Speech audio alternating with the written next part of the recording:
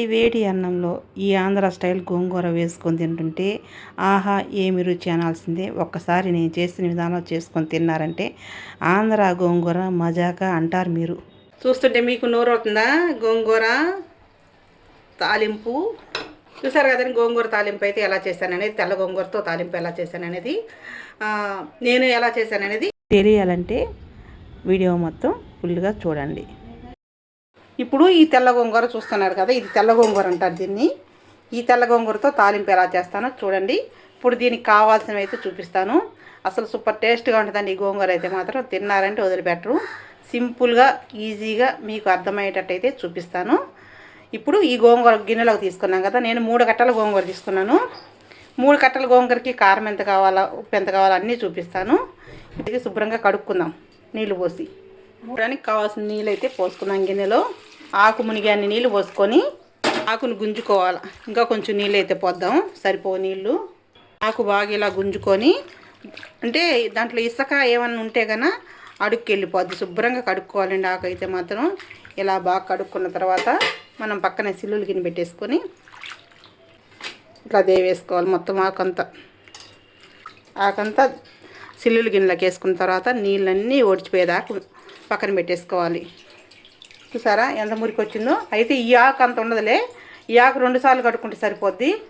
ఆకంతా ఒక్కసారి కడగడానికి పట్టదు కాబట్టి కొంచెం కొంచెంగా ఇలా తీసుకొని కడుక్కోవాలి ఆకు. నేను 3 కట్టలు అని చెప్పాను కదా, అందుకని 2 సార్లు అయితే కడుగుతున్నా. అంటే ఒకసారి ఈ గిన్నె మొత్తం పట్టదు కదా ఆకు. ఇలా గుంజుకున్న తర్వాత మళ్ళీ ఈ ఆకుని దీంట్లో జల్లెట్లో పెట్టేసుకొని నీళ్ళన్నీ ఒడిచిపోయేటట్టు చేసుకోవాలి. ఇప్పుడైతే ఆకంతా కడిగి సిల్లులు డిష్లోకి తీసుకున్నాం కదండి. నీళ్ళన్నీ శుభ్రంగా ఒడిచిపోవాలా. ఈ ఒడిచిపోయే లోపల మనం దీనికి కావాల్సినవి అయితే చూపిస్తాను, చూసేయండి. 3 కట్టల గోంగూర కాబట్టి తాలింపుకి కావాల్సినవి మిరపకాయలు ఒక 5-6 మిరపకాయలు ఇలా కట్ చేసుకోవాలి.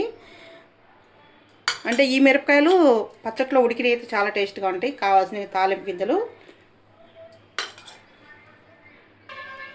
కొంచెం కరివేపాకు. ఈ మిరపకాయలు తాలింపు గింజలు ఈ తాలింపు కల్లా మిరపకాయలు ఎక్కువ పడితేనే బాగుంటుంది. ఎందుకంటే మిరపకాయలు ఆ గోంగూర రసంలో ఉడికితే అసలు చాలా టేస్ట్గా ఉంటాయి. అందుకని నేనైతే మాత్రం కొంచెం ఎక్కువే తీసుకున్నాను. ఇప్పుడు బాండీ పొయ్యి మీద పెట్టుకున్నాం కదండి, కావాల్సినంత నూనె అయితే వేసుకుందాం. ఈ గోంగూరకు అయితే నూనె ఎక్కువే పట్టుద్దండి. నేనైతే మాత్రం చూస్తున్నాను కదా, 1 2 3 గ్లాసులు నూనె అయితే వేసాను. ఎందుకంటే ఈ గోంగూరలో నూనె లేకపోతే అసలు టేస్ట్ ఉండదు. చూసారు కదా, ఈ చిన్న గ్లాసు, ఈ గ్లాసుతో 3 గ్లాసులు నూనె అయితే వేసాను. ఇప్పుడు నూనె బాగా వేడెక్కిపోయింది కదా, వేడెక్కిన తర్వాత మనం ముందుగా తీసుకున్న మిరపకాయలు వేసుకోవాలి. మిరపకాయలు వేసి ఒకసారి అలా కలబెట్టాలి. కలబెట్టిన తర్వాత తాలింపు గింజలు వేసుకోవాలి. తాలింపు గింజలు వేసి ఒకసారి కలబెట్టాలి. లాస్ట్న కరివేపాకు వేసుకోవాలి. తాలింపు అయితే వేగిపోయింది కదా, మిరపకాయలు కూడా బాగా వేగిపోయినాయి. ఇప్పుడు కడిగి పెట్టుకున్న గోంగూర అయితే తాలింపులో పెట్టేసుకుందాం. నీళ్ళు ఒడిచిపోయిన గోంగూరను అయితే తాలింపులో పెట్టేసుకోవాలి. ఇప్పుడు రుచికి సరిపడ ఉప్పు అయితే వేసుకుందామండి. ఈ గోంగూరకి ఉప్పు కూడా ఎక్కువ పట్టుద్ది. 3 స్పూన్లు ఉప్పు అయితే వేసుకున్నాం కదండి. ఇప్పుడు ఉప్పు బాగా కలిసేటట్టు కలుపుకోవాలి.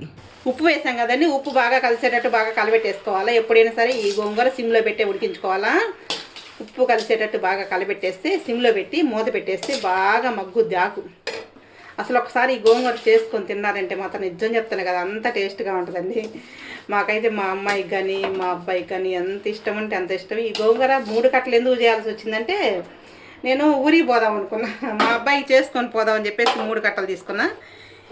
ఇప్పుడు ఉప్పు బాగా కలబెట్టుకున్నాం కదా, మూత పెట్టేసుకొని కొంచెం సేపు ఉడికించుకుందాం. సిమ్లో పెట్టేసి ఉడికించుకోవాలి ఎప్పుడైనా సరే. ఈ గోంగూర కొంచెం సేపు అయితే ఉడికించుకుందాం. మధ్య మధ్యలో గోంగూర మూత తీసి ఇలా కలబెట్టుకుంటూ ఉండాలండి. మూత తీసుకున్నాం కదా, చూసారా, ఇలా కలబెట్టుకుంటారా, లేకపోతే ఏమైందంటే అడుగంటిపోద్ది. దీంట్లో నీళ్ళు అస్సలు వేయరు ఈ గోంగూరలో.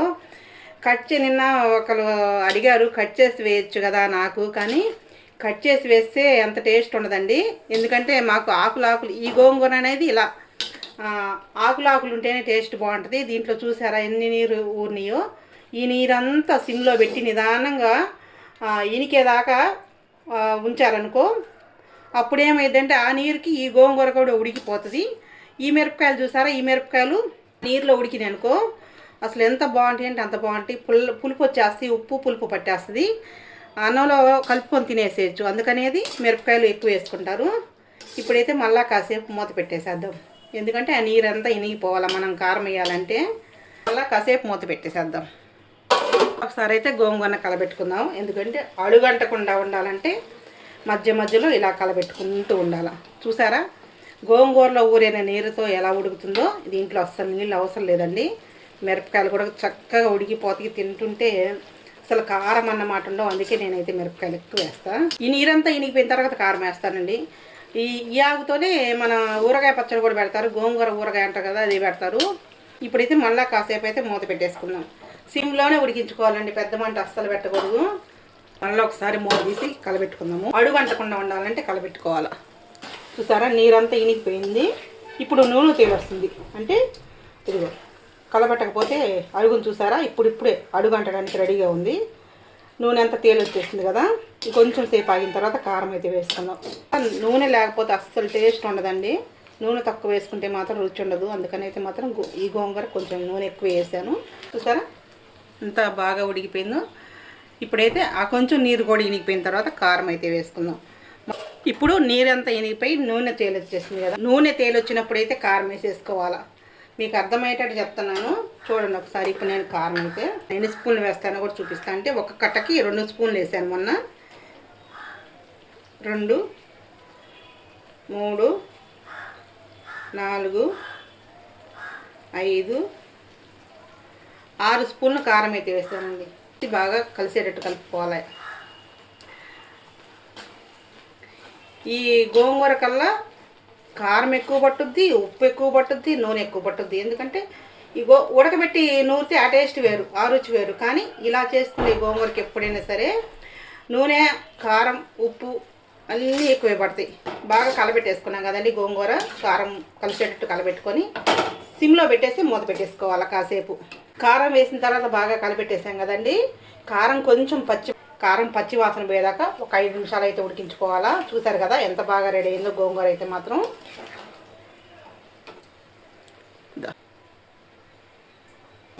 కాసేపు అయితే మూత పెట్టేసుకుందాం పచ్చి వాసన పోయేదాకా. చూద్దాం ముందు ఒకసారి మూత బల్ల పెడదాము. ఎందుకంటే మీకు చూపించాలి కదా, మళ్ళీ ఏమన్నా కారం ఉప్పు పడుతుందేమో, అందుకని చెప్పేసి టేస్ట్ అయితే చూద్దాం. ఇంకొంచెం కారం అయితే పట్టుద్దండి. ఎందుకంటే చూసారా 6 స్పూన్లు కారం వేసినా కానీ ఇంకా కారం పట్టుద్ది. 6 స్పూన్లు కారం వేసినా కానీ ఇంకొక స్పూన్ అయితే పట్టుద్ది.